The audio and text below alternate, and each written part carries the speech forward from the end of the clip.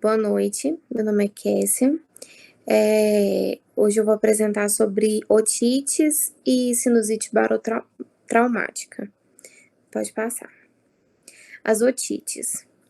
Otite é um termo médico genérico usado para denominar as infecções e inflamações do ouvido, que causam bastante incômodo e dor ao paciente. Assim, conforme a sua localização no ouvido, podemos identificar os seguintes tipos de otite.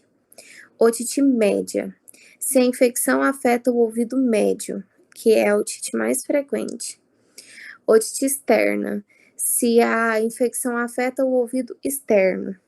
Labirintite, ou otite interna, se a infecção afeta o ouvido interno. Pode passar. Otite média. A otite média aguda é uma infecção bacteriana ou viral do ouvido médio.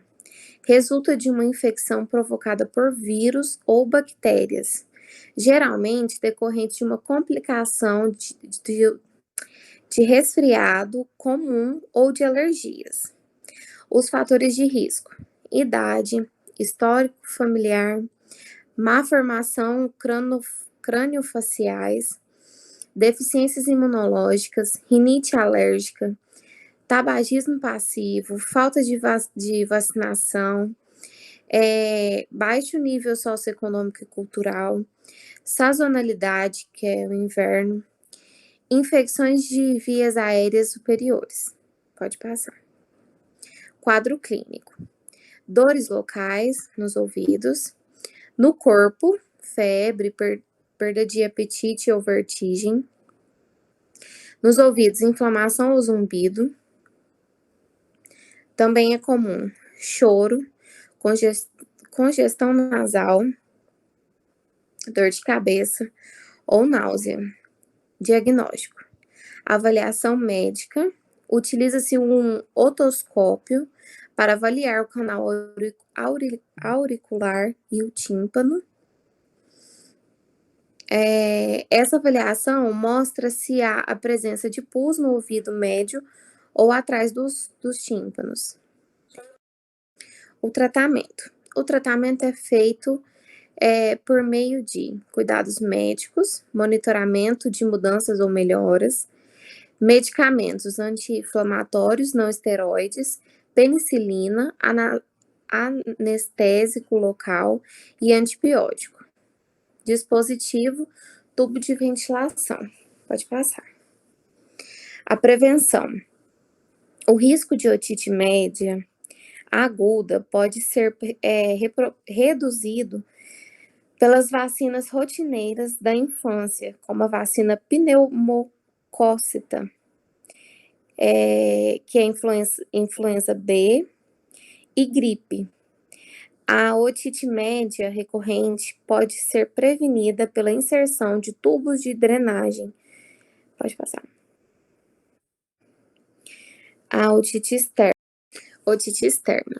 A otite externa é uma infecção grave da pele do canal auditivo, geralmente causado por bactérias. Fatores de risco: lesão involuntária do canal causada por limpeza com cotonetes ou outros objetos, alergias, psoríase,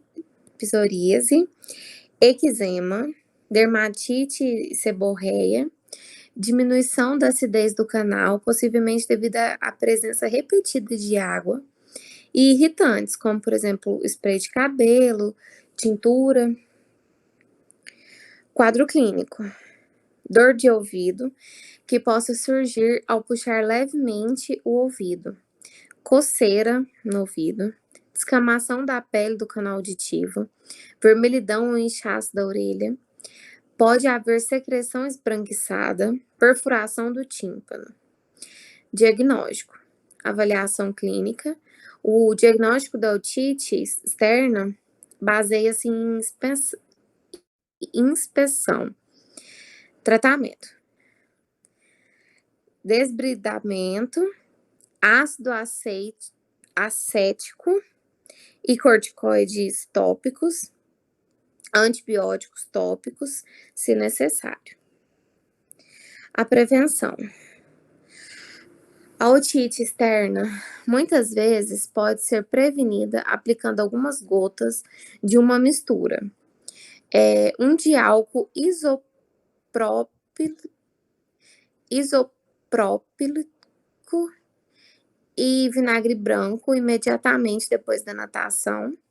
O álcool ajuda a evaporar a água e o vinagre altera o pH do canal. O uso de cotonetes ou outros instrumentos no canal deve ser fortemente desencorajado. Otite interna. A otite interna afeta a parte mais complexa da orelha, labirinto e cóclea, responsáveis pelo equilíbrio e pela audição, estão localizadas na orelha interna. Essa região fica próxima às estruturas delicadas, como o nervo vestibular e o nervo auditivo. Portanto, as infecções nessa região são consideradas muito graves.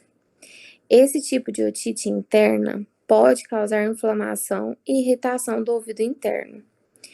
Os indivíduos também têm grande probabilidade de ter labirintite, porque a infecção pode atingir o labirinto. Pode passar. Como a otite é considerada muito grave, os médicos podem iniciar a hospitalização dos pacientes para fornecer cuidados mais intensivos e controlar a infecção. Após a alta hospitalar do paciente, os profissionais avaliarão se é necessário tomar outros medicamentos em casa e apontarão a importância da observação do estado de saúde. Sinusite barotraumática é uma inflamação aguda ou crônica de um ou mais seios paranasais, causada por uma variação muito rápida no nível de pressão. Fatores de risco. A chance de ocorrer um barotrauma depende da variação de pressão e da capacidade individual de adaptação. Aviação, mergulho, pode passar. Quadro clínico. Sintomas iniciais de bastante severos. São proporcionais à severidade. Sensação de peso no seio acometido, dor severa, súbita e incapacitante pela formação do hematoma, lacrimejamento do lado acometido, nos casos mais severos, descarga de sangue por fossas nasais. Não há febre no início, mas esta pode surgir horas depois, dependendo da extensão da lesão e da infecção associada. Diagnóstico. História de dor após exposição e alterações barométricas. Epistaxe após exposição a situações que levem a barotrauma. É muito sugestivo de envolvimento de seio. Raio-X não é específico e deve ser correlacionado com a história. Pode ser visualizado espessamento de mucosa localizado como hematoma ou generalizado que produza opacificação de todo o seio. Diagnóstico diferencial com sinusite purulenta aguda. Raio-X não é específico e deve ser correlacionado com a história. Pode ser visualizado espessamento de mucosa localizado como hematoma ou generalizado que produza opacificação de todo o seio. Diagnóstico diferencial com sinusite purulenta aguda. Pode passar. O tratamento.